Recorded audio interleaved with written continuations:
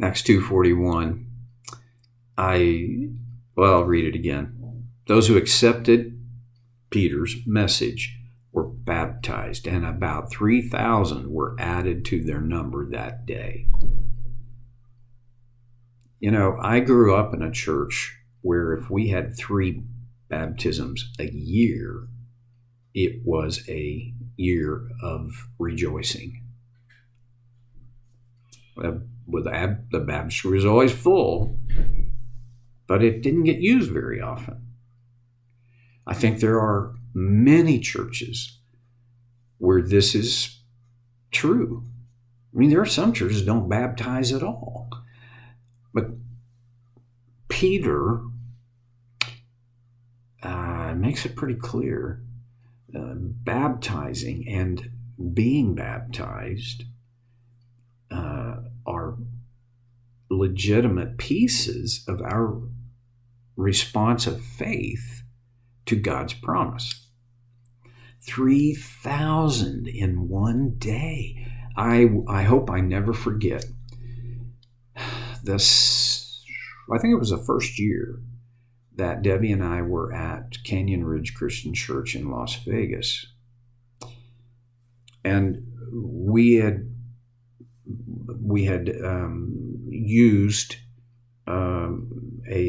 what's called a church-wide campaign, but it wasn't to raise money. It was to draw people into deeper commitment and discipleship. And the building was full of people, and part of that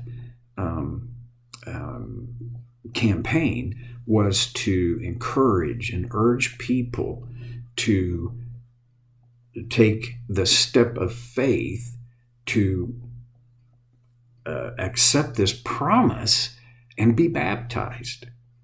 And it was a particular day, a baptism Sunday, weekend really. I remember standing in the back of the building, and it was a huge auditorium, and seeing people lined up all the way back and around the entire perimeter of the building, waiting to be baptized. 2 portable baptistries at the front, and thinking, holy cow, literally hundreds of people were baptized. There were Easter Sundays where we baptized 200-300 people.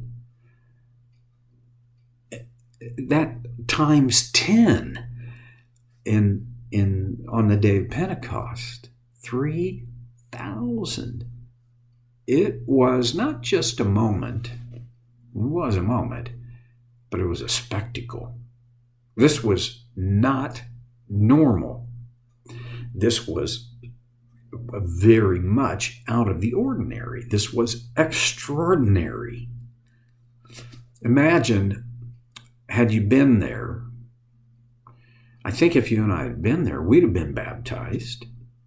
And what it would have felt like and how we would have sensed what was going on in that, it boggles my imagination. It stirs my imagination, but it boggles it.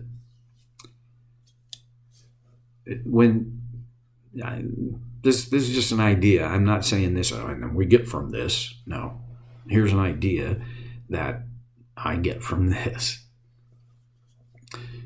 The day of Pentecost was not just a serendipitous experience for these people.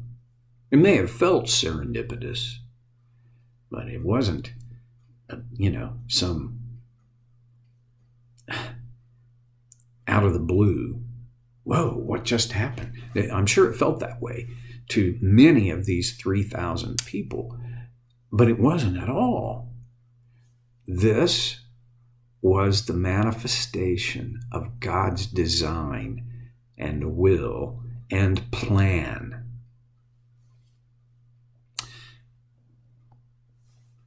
It started a movement. We have to bear in mind there was no church before this. Were there gatherings of believers, of Israelite believers in God? Yeah, called them synagogues. And if a town had 12 devoted men, they could build a synagogue. But that's not a church. It's a gathering. But the church began on this day. Now consider some things. First of all, the organization of the church. There pretty much wasn't an organization. You had the apostles, who seemed to be the authority figures, and leading that was Peter. Now, Peter had always been outspoken, but Peter suffered often through the Gospels with hoof and mouth disease.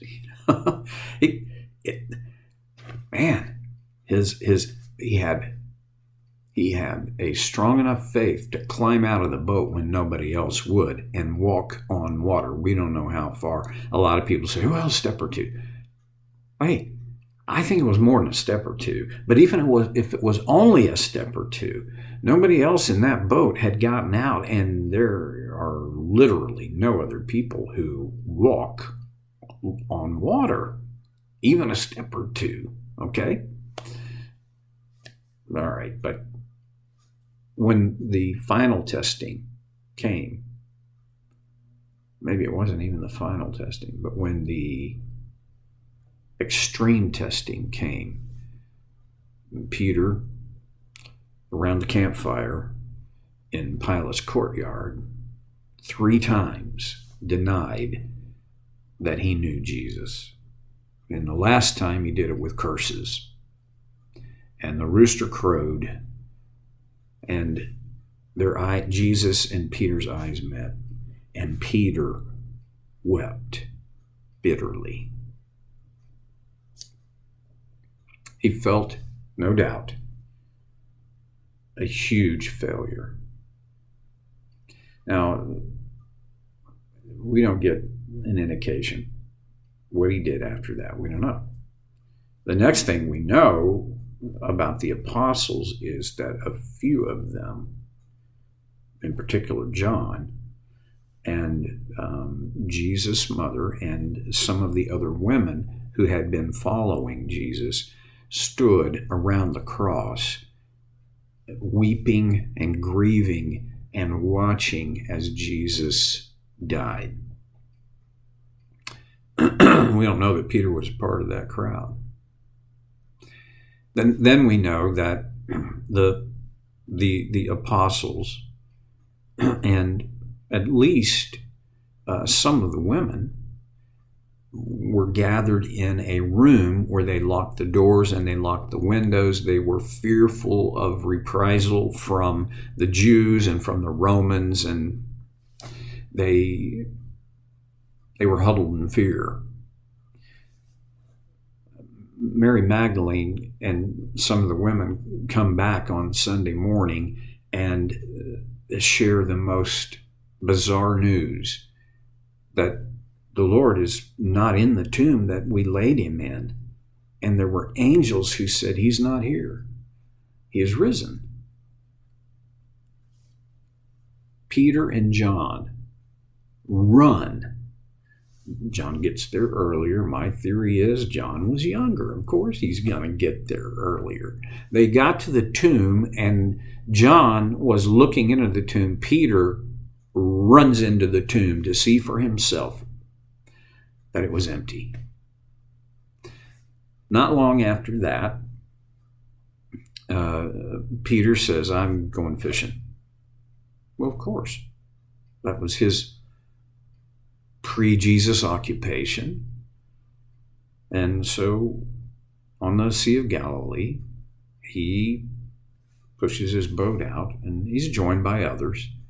They fish and don't find anything. I mean, that. And then Jesus is on the shore and says, have you caught anything? No. Cast your nets on the other side of the boat. do we got to lose? They do. They haul in a big old catch. But Peter says, I think it's the Lord. And he throws off his tunic, jumps in the water, and swims to shore. And sure enough, it's Jesus. They share breakfast together. And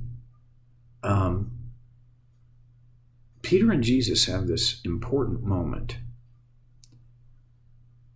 Jesus says, Peter, do you love me? Peter says, Lord, you know I love you.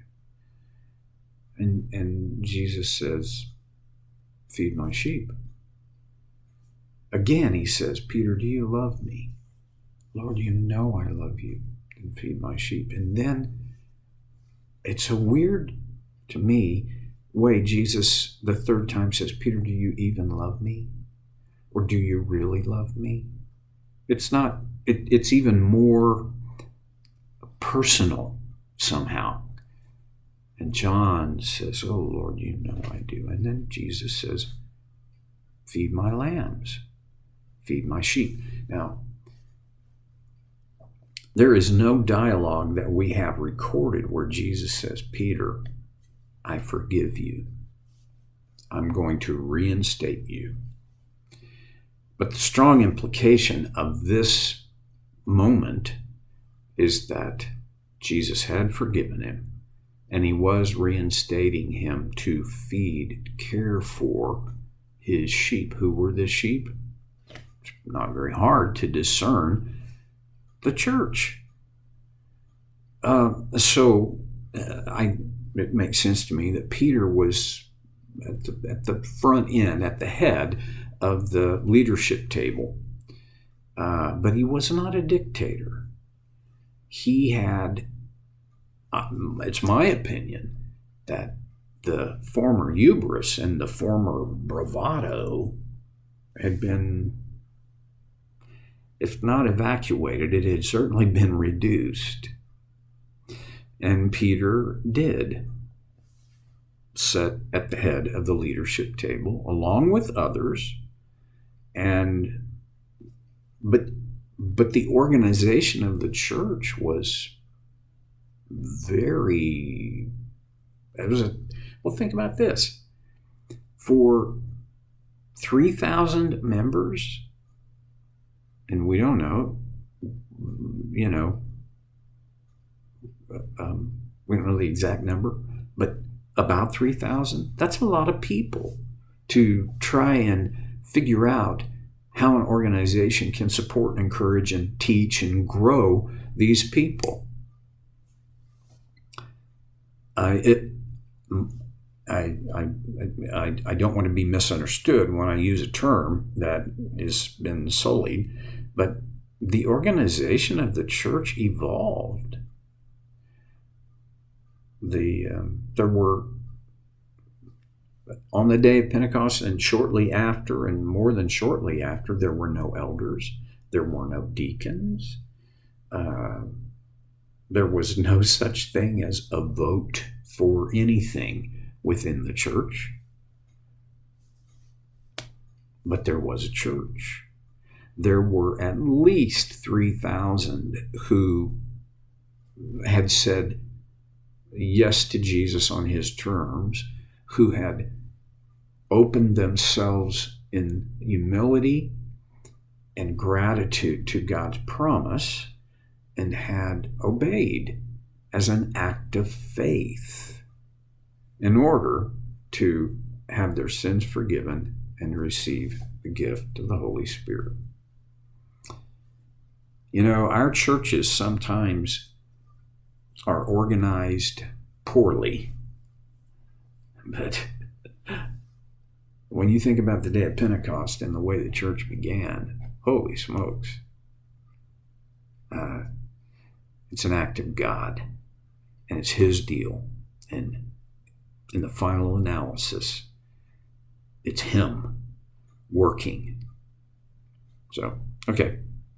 See you next time on Soul Care with Stevie Boy.